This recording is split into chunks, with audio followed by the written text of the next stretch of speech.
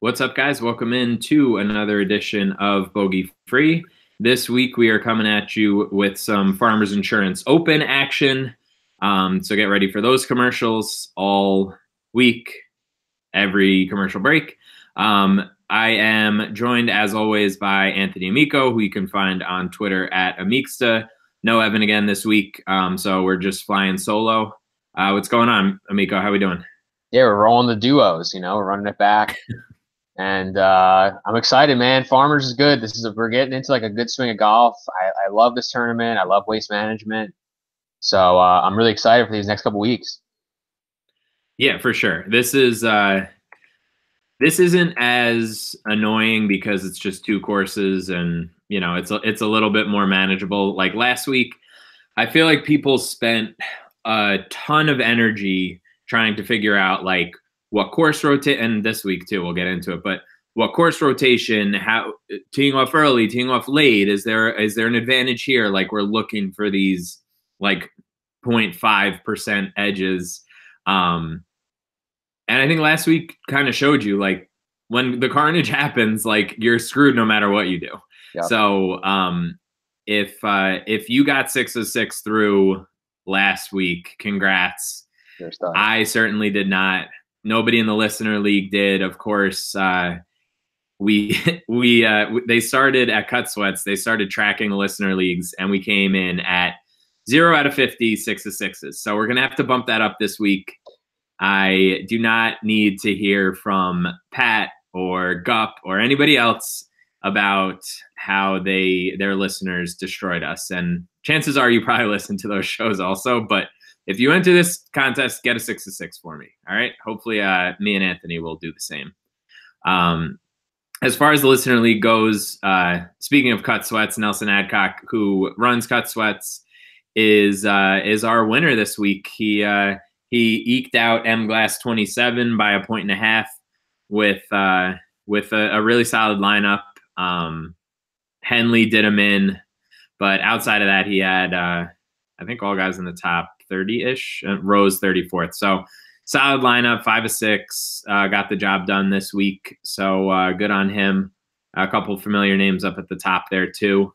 Evan, like I mentioned, he wasn't on the show last week, and he's not again this week. So me and Amico just ran a little head-to-head, and I barely edged him out. Talk about a sweat. But yeah, so it definitely came down to the wire. We ended up with a 3v3. I had Cantlay, Kokrak, and Neiman, and he had Glover, Piercy, and Uline. So again, like just barely edged out. It was 485 to 474. So very close. We'll be doing the same thing again this week, probably. I guess this won't count for the official 3-man standings because it's only head-to-head, but it is what it is. I'm happy to have gotten the W. Let's talk about the courses a little bit this week. We have Torrey Pines North, which is a par 72. That's the shorter, easier course of the two. It was 28th out of 51 courses on tour last week, and the golfers the field will play one of their first 2 rounds on the North course. Then for the other 3 rounds, assuming your guy makes the cut, they'll be heading over to Torrey Pines South, which is a par 72 as well, but you're approaching 7,700 yards on the scorecard. It was sandwiched between Riviera and Augusta as the 8th most difficult course last year. So yeah, I know you did your preview video over on your Twitch, Anthony, but what are some things that stood out to you? What are we looking for as far as stats go, and how are we picking our players this week? I mean, length, baby, right? We want distance. That's it. I mean, we're getting 3 rounds. Well, hopefully your golfers are getting 3 rounds on that South course. So we definitely want guys who are going to be good off the tee in terms of driving distance. And the other stat that really popped in a lot of my stuff was par 5 scoring on a 650 plus yard par 5s. Not that this course is necessarily flush with those, but I think that's just another good indicator of guys who not only hit the ball far off the tee, but are also able to hit approaches and score on like these longer holes. So Really like that stat this week. Those are really the only two stats I'm looking at. I mean, it's a very, very straightforward week. I think that outside of that, one other thing that I saw from Smart Golf Bets, he said the past 8 winners played on the South Course on Thursday, and obviously noted also the difference in the greens. We have POA on the South Course, so if you get guys that play a little earlier, that certainly helps. So. Yeah. And a couple of the guys that we'll talk about that we like are playing Thursday morning, so on South. So it's a nice little edge, I think, there.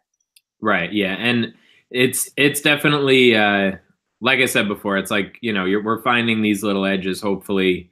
It is worth noting you don't have your typical like AM PM split. So even the guys who are teeing off like in the, latter half of their wave, it's still going to be in the late morning. Yeah, it's still going to be late morning. So it's not a huge, it has worked out, for a little bit of a streak here that it's made a difference.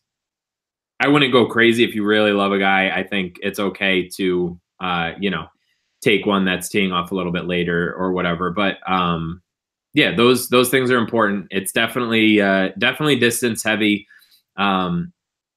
I don't think I'm gonna like publish the top 15 model this week because I still want to test it out a little bit. But from what I'm working on right now, a drop from 10th in driving distance to 50th in driving distance for the week drops you from a 29% chance to a 17% chance at finishing in the top 15 of DraftKings scoring, not the tournament, DraftKings scoring. Sure, yeah.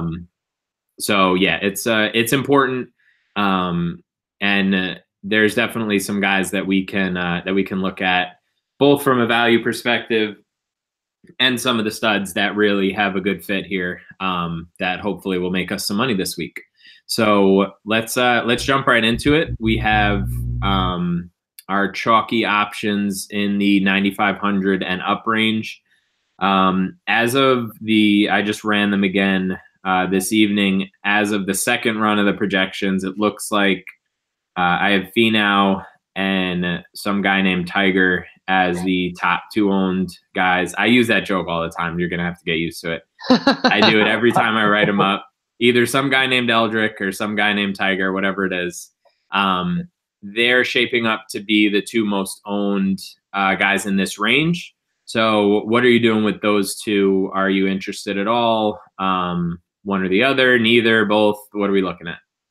I mean, I'm pretty much always fading Tiger, I feel like, unless I just have a really good feeling about him. And obviously he has like a ton of history at Torrey Pines, so that makes him a tougher fade. But I think I'm just gonna go ahead and do it. I mean, I'm not really looking to play anyone above. Well, there's only like one guy above Finau that I'm looking into that we'll talk about a little later, and it is not Tiger Woods. So I'm firmly okay with fading him. I mean, he's 51st. He was 51st last year in driving distance, so the length is fading a little bit for him, and or more importantly, maybe even the field is just caught up in terms of the driving distance. Mm-hmm. But he also has been like a huge sprayer off the tee, like hasn't really been able to keep it in the fairway and stuff like that. So I'm down on Tiger, but I am just all the way in on Finau.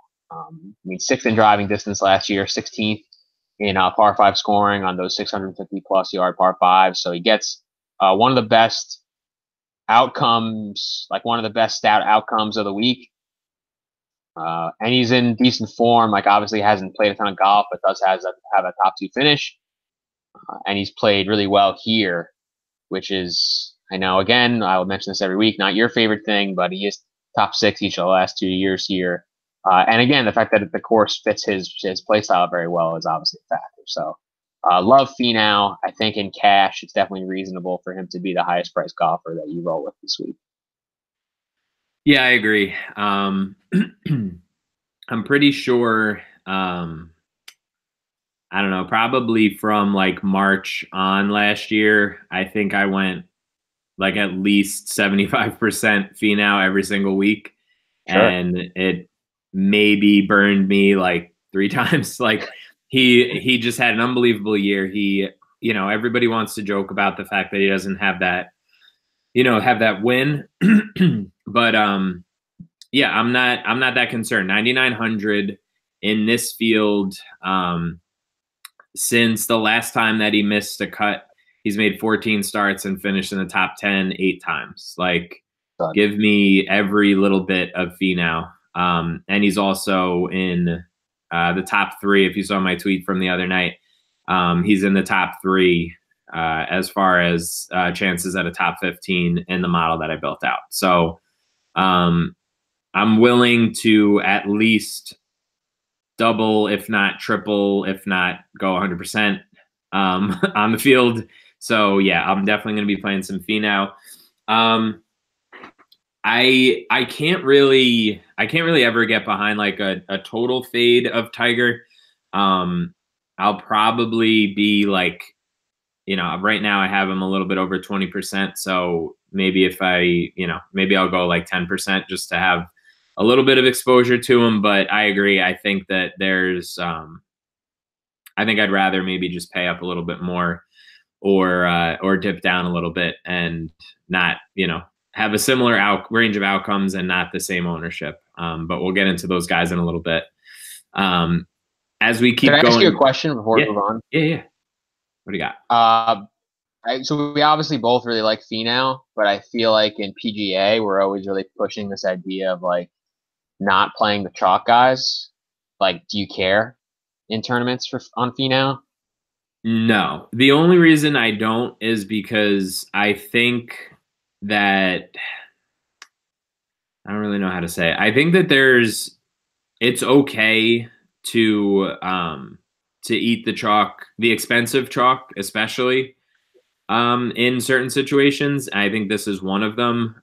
Just from like a cut perspective, I think he makes a ton of sense. And really, at the end of the day, we really just want to end up with 6 of 6. Like I joked about it before, but even if you have, 5 guys that are extremely chalky, you're still going to be okay. If you find like a lower owned guy that can make the cut. And Finau is, he's not like the greatest putter in the world across any of the surfaces, but he is positive on POA. So he does have that going for him.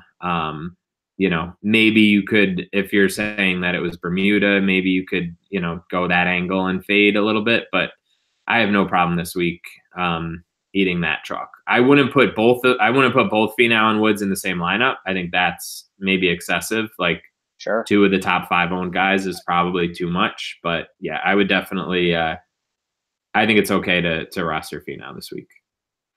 All right. For Tiger, by the way, 14-1. So, I'm good with just fading him and maybe placing a small bet. Yeah. Yeah. That's the way to go on a lot of guys. Like that's probably, you could tell yourself a story to do that with probably like a half dozen guys on tour. Just every single time they play, just don't play them on DraftKings and just bet them just as a hedge. Yep. All right. So as we dip down a little bit, I highlighted 3 of these guys. There's definitely room for movement in here. Like last week, we talked about a few guys, and then ownership shifted a little bit. But as of right now, I did want to talk about Ricky, Charles Howell once again, and Brandt Snedeker. Are you interested in any of these guys, or what's the deal here? I'm not in on Ricky. We were talking a little bit before the show, #ball narrative. But I don't think that Ricky is like a better play than the guys that are around him. And you just get the Ricky bump in ownership. Like the Ricky fans are hard. They love Ricky. Yeah. I don't even dislike him. Like I'd love to see him win like a major or something like that. Like he's a lot of fun. I just don't like fun is not a factor in my model, so I don't I don't really care. So he's probably a fade for me. Howell, I'm just like always willing to play in cash. There's a really large disparity this week for him. Unlike the last couple of weeks where the field was a little weaker and the courses kind of fit him a little bit better. He still had like pretty good upside in those tournaments. This one, I do not have him scoring out pretty well outside the top 30 in the long par fives last year, just 46th in driving distance. So he gets a really big hit for me in tournaments, but in cash, still going to be an excellent play just because of all the cut equity you have. So I'm always down with him. And then Sneds is like, I mean, this is like the second or third time this year I've already said this. Like he just doesn't profile as a good course fit, but also has really good course history. Yeah. You know, and I mean, to be fair, as far as that goes, like I don't know how many people have necessarily talked about it. Like if you look at winning scores over the past 5 years, which Snedeker's win in 2016 fits in there. That was the most difficult that it played. It was like it was a crazy windstorm, and he went out early and posted a number, and everybody else kind of got screwed. So it's, it's one of those things where, I'm not going to weight that too heavily because he still went out and scored on a course that's pretty difficult and doesn't seem like it would fit him. But it is worth noting that it wasn't like, he didn't run away with the tournament and he's like just always a smash. Like I think that if he's going to be one of the most expensive guys in this range, I think there's a really good, a really good argument to fade. Especially with the guys above and below him, as far as like chances to do well. And like you mentioned with Fowler, the ball change does scare me a little bit. I'm like a reasonably good golfer, and I think that one of the things that people like don't understand is how important the ball is. And like if you just grab random, range balls all the time, like you probably won't ever get better. Like you need to stick with one and figure out how to hit it the right way. And I think that his first start with this could go like really well just because he feels confident, or it could just go completely south and he like loses a little bit off the tee. Like we're used to solid distance and pretty good accuracy off the tee with him, and we're used to good putting and touch around the green. Like he's a great golfer, don't get me wrong, but it could screw with him for a couple of events. So it's something to note. Yeah. I always just think about Bubba when I think about the balls. Yeah, I mean, and that was like the dumbest shit ever. Like the fact that he was playing mini golf balls on the PGA Tour was just like the dumbest shit. But at least this is like an actual like professional ball that other pros play. They just like backed up the truck for Bubba, and he's like, "Yeah, no, that's cool. I'll play this ball and waste an entire year of my career. It's fine." Yeah, and I totally agree with you. Howell,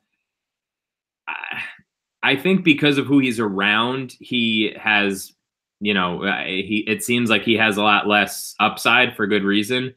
I do think that you can play him in some of your GPP lineups where you're willing to take some chances elsewhere. I think that he's like a good anchor. Throw him and Finau in a lineup and take a couple of shots on some of the lower owned guys that we're going to talk about later. And I think you can do pretty well in some of these tournaments. Yeah, I can definitely get behind that. And then real quick, let's just go like quick buy or sell. JJ Spawn, any interest in any format? Yeah, I mean, I guess.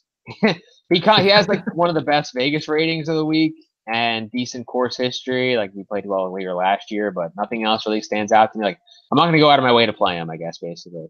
Yeah. Yeah, I think I'm a little higher on him. I think he'll probably find his way into my cash lineup because he's 7,300. If he was, 7,900 or 8,100 or something stupid, then no. But I think 7,300 is a pretty good, pretty fair price for him. And then the other guy who sort of graded out as potential chalk or chalkier option this week is Kevin Tway. I feel like you're going to say that you have no interest in him though. I like him better than Spawn. All right, there you go. But there's one guy in this range that I really like, so that hurts Tway for me. But I mean, he's just not. Tway's fine. He's fine. That's how I feel. All right. Before we hop into the GPP pivots, I just want to remind you guys you can get into the listener league this week again. I just realized I didn't put it up yet. I'm going to put it up now. Yeah. We had a little trouble filling it. Not gonna lie. I was a little nervous. It was stuck on 49 for about 13 hours, and then Matt Chastain on Twitter at Packet Boy saved the day. So please make sure that you get in early. I'm gonna the 50-50 didn't fill, so I'm gonna drop that down a little bit. But the 50 man, $5 pays the top three. Let's make sure we fill that. So that we can show Cut Sweats what we're all about here at Bogey Free. All right. All right, let's jump in. What do you got above 9,500? You're considering a fade of Tiger. You are gonna play some fee now, but who else do you like up here? I mean, I love Jason Day. Like I love Jason Day like to begin with, but I'll be honest, like I kind of forgot how good he was off the tee. Like, yeah, got distance, man. 20th last year. Like I usually just think of him as being like a really good putter, and I kind of forgot about the distance. Like I really like him. He seems like a good fit. He has my highest possible stat rating in terms of the upper percentile outcomes, and is in good form. So I'm always rooting for Jason Day. That's a factor. It's a mental factor for me. But I like him a lot here. I think that he is probably a better range of outcomes than Woods. Better outcome than Woods. I mean, he's won the event twice in the last 4 years, and now you're going to get him at an ownership discount. Yeah, he's so frustrating for me because I like watching him play, but last year like he would just not hit greens, and he would just get out of all of the trouble that he found himself in no matter what. Like he would just get up and down from these like unbelievable positions. Like, and it's frustrating for me because I always preach like find guys that hit greens and hope the putter comes. And he's like the opposite. He's like, it doesn't matter if he hits the greens. Like his putter and his short game are going to just keep him in everything. So like from a cut perspective, like for sure he makes so much sense. Like you said, he's won here a couple times, so obviously he fits on a course or courses like this. So yeah, that he definitely makes a lot of sense. I'm gonna say Rahm. I think that he goes under owned this week. I know that I don't know. I mean, obviously he won a couple years ago here. I don't know. I just feel like 11, like the most expensive golfer coming off like a very quiet, like 6th place finish to me. Like I watched a bunch of the coverage and it almost, I mean, obviously he was shown, but it almost felt like he came out of nowhere, and all of a sudden I was like looking at the leaderboard and I was like, shit, he's in 6th place. Like what did I miss? I don't understand how that happened. But he was just steady last week, like all 4 rounds under 70. He hit 80% of his greens. We know that he has distance off the tee. And yeah, he just, he smokes the par fives. He was 8 under on the par fives last week. So, he's a guy that popped in the top 15 model, and, he's definitely going to find his way into some lineups for me. All right. You got some mid-tier guys that we're looking at here too? Oh yeah. All right. Hit me with a couple of your favorites here. Let's see what you got. I love Alex Noren. I can't stay away. Kind of a weird fit, I guess, because his distance is not great, but he's an elite scrambler, which does have a little bit of value here. He doesn't bogey very often. He's only played a couple of events over the last 3 months, but he's top 10 in all of them. Finished second here last year. And I think it's just someone that we kind of talk about all the time as just being like a hashtag good golfer. So I really like him at 8,600. Like I think Noren is like the perfect example of a guy that when he's super chalky, I usually don't play him, but when people are off of him, I really like him. And he still has good cut equity here. Like maybe he can't finish inside like the top 10 per se because of the length, but I just feel like he's a guy that's going to be in the mix enough to give us the goods in terms of DraftKings points. Yeah, I think that makes sense. He's like one of the guys that I just am constantly playing whack-a-mole with. Like he he was I think he's well, no, it happened twice last year, but he was the first person that I ever wrote up as a fade on DK Live that won the tournament. Or whatever came, Well you know, done. whatever it was. It was like I was so staunchly like, no, you're like, don't play Alex Noren. This is not the place. And then he went out and made me look like a moron, which I guess isn't that difficult to do. Like lots of people make me look stupid, but like that one hurt a little bit. I also wrote up Bubba as a fade, and he won last year at one point. So Proud of you. yeah, I mean, you got to be honest with the listeners here. Sometimes we get shit wrong. It's golf. Who knows? Um, I agree with you. I think Noren makes a ton of sense. I think he could go a little bit overlooked this week, just simply because he's like right by Snedeker. He's right under the Howells and Spieths of the world. Like Spieth is going to be reasonably owned. And then Gary Woodland, he's going to be probably almost as owned as Howell, so he's not like a true pivot, but like, I gotta talk about Gary. Brand. So like he's somebody that I'm targeting and feeling pretty comfortable with. As we keep going down a little bit, another guy that I'm looking at is Luke List. So Yes. Are we back in on List this week? Well, when were we out on Luke List? I don't remember having that conversation. I love him. I mean, he has the best stat fit of anyone in the field according to my regression trees. He's in like the most Luke List form possible. Like he has 2 missed cuts and 1 top 5 in the last 3 months. Finished 12th here last year, missed a cut the previous 2 years. But I mean, I love Luke List. I think in tournaments, he's exactly what you want. Like he's got a ton of upside with decent cut equity. I wouldn't go crazy in cash just because of the form.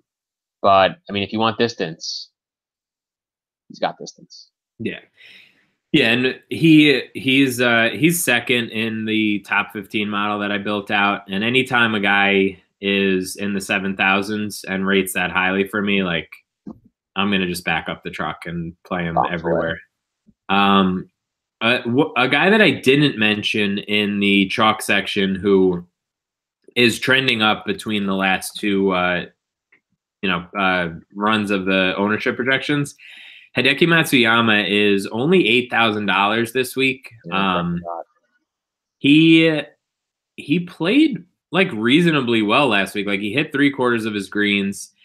Really Sunday did him in. Like he was getting a little bit better each day through the first 3 rounds, and then shot a 73 on Sunday to really get himself, completely out of it.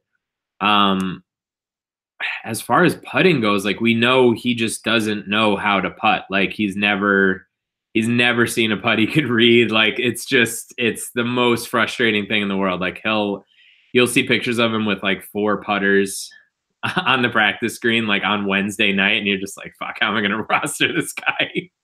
But I feel like he has to be in consideration here. And POA is his quote unquote best surface because he's neutral per round instead of losing like 3 strokes per round on the greens. So do you have any interest in Hideki, even though he'll be a little popular? No. I mean, I want Decky. I'm only playing Decky right now when he's really unpopular. Like I played him a couple weeks ago at Sony, and I was cool with that. Yeah. But I'm just not going to do it here. I mean, I like Griot a lot more, and he's only $100 more. I don't think a lot of people are going to play him because again, like directly off the tee, not very long, but he's still done a really good job of scoring on these like long holes because he's really good with the approach stuff and really finds the green. So I really like Griot at 8,100. Again, like if people are going to play Decky Bot, that makes me feel even better about Griot being like super low owned, and he's like the perfect mid tier play because 8,100 is a price that's going to fit a lot of builds. Right. Yeah, I think that makes sense. I'm sort of considering at this point, uh, just kind of looking through and seeing how the model, the top 15 model did versus the ownership model. And I'm going to probably end up with a bunch of lineups that for the last two spots leave like 16K and just mix and match Wise, some combination of two of these guys, Wise, Sung Jae Luke List, and Adam Scott. Yeah, you love And Jae. I love Sung Jae so much. Yeah, like those four, I'm gonna just sort of mix and match and see what I can do there because I think if you hit the right two of those guys, I think you still have a ton of salary left over where you can, pay for just about whatever you want. Sure. And still like according to the model, the top 15 model, at least, like there's still a bunch of upside there. Like Wise is a 25% shot to make the top 15. Adam Scott is like fifth in the model. So it's definitely a range that I think, maybe if you hit on two of those guys, you could do pretty well because they're all going to be pretty low owned. List will be the most owned, but for the most part, you're looking at low owned guys there. So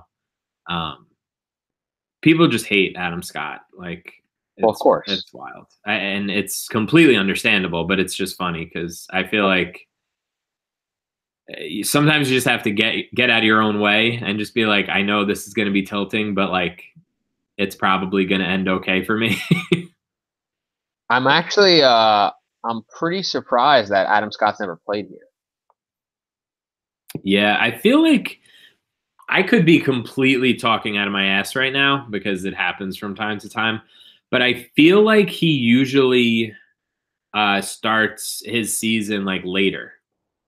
No, I agree. I don't think you're talking out of your ass. Like I don't think he ever really plays Hawaii. Well, because he doesn't win, so he can't do the tournament champions. Because he doesn't win anymore. But so then like he just doesn't do Sony. He probably doesn't play the Desert Classic, and he doesn't start around here.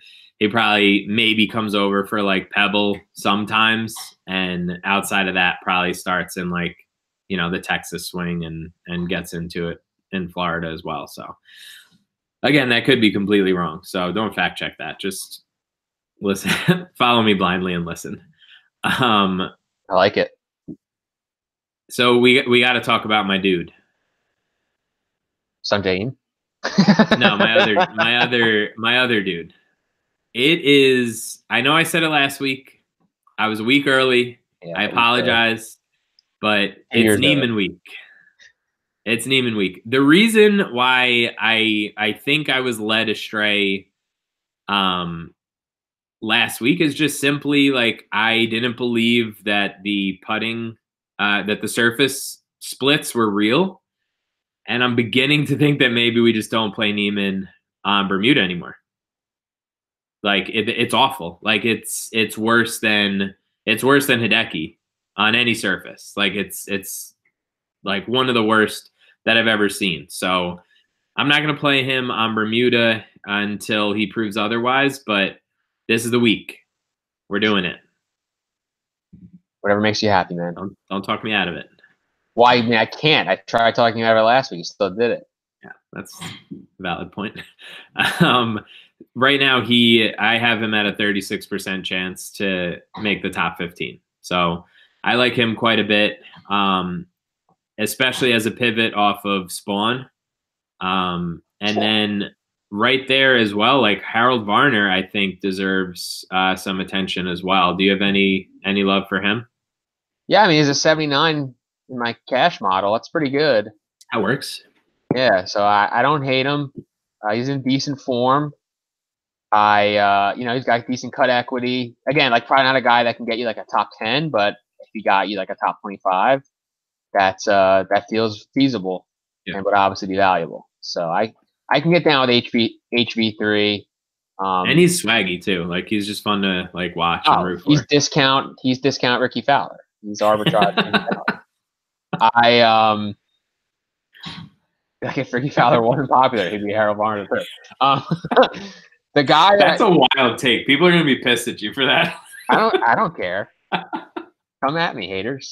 I'm a new Anytime, golf tout on the streets. All right, I'm not afraid but to make these. anytime that people like talk shit about Ricky, like, and I love Ricky, but I'm also realistic about like what like.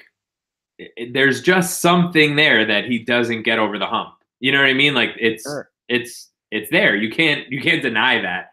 People get so pissed when you say anything negative about Ricky.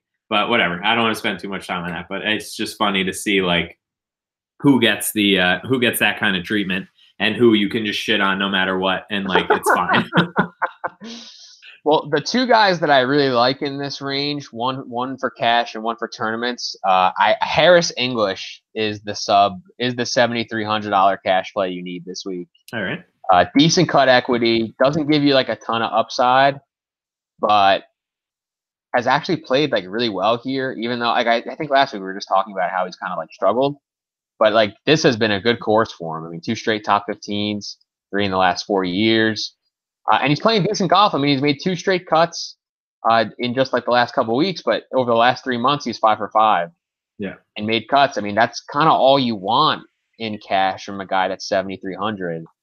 Yep. So I feel good with English as a cash play. You know, I'm not going to roster him in tournaments, but I think in cash he makes that pretty nice. And obviously the Stone Lock Nut GPP play of the week that will either have you loving life or wanting to PGA DFS is Johnny Vegas, the GOAT. 37% chance to make the cut. The guy literally has a better chance in my model to finish inside the top 10, 38%, than he does to make the cut, 37%. That makes all of the sense with him. Johnny Vegas in a nutshell right there. Yeah, that makes a ton of sense. I agree with you on Vegas. I think Keith Mitchell is a good GPP play as well. Rated out pretty highly in my model, and Jason Kokrak. We saw him play well last week. I think he was like 19th or so, and he'll be low owned again this week. So yeah. I'm gonna go back to that well. Once we get past 6,900, though, I'm pretty much tapping out. Control Alt Delete. Yeah. See you later. Yeah, there's no real reason. You don't want Ollie? Lower. Who? You don't want Ollie this week? I want no part of anything below. Right? Yeah, I think that Vegas will find his way into a couple of my lineups, and I could tell myself that I'm not going to play Chesson Hadley, but everybody knows I'm going to end up playing Chesson Hadley. Yep. Wadney was popping a little bit in your thing that you sent me too, wasn't he? 6,900. Yeah. I feel less confident about that. You're kidding. Yeah. That was one of those like, ooh, maybe I need to retool this model a little bit. But yeah, I think Vegas makes sense. I think Hadley makes sense. Outside of that, like I said, I think that's it. Like I think you give up too much cut equity chasing upside in like a 6,300 golfer or something like that. I think it's dumb. Sure. So yeah, I guess we'll see. Let's hit some cash locks, and we'll get out of here right on time. That's how we roll. I mean, the cash locks for me, I'm gonna go Finau, obviously, and I'm gonna go Noren. I like it. Yeah, I'm interested to see like if Noren sort of, I don't know, if the ownership trends upwards a little bit with him, or if we can get like a pretty decent, not like he's going to be like unowned, but like a decent little ownership discount. Yeah. So that would be cool if that ends up working out for us.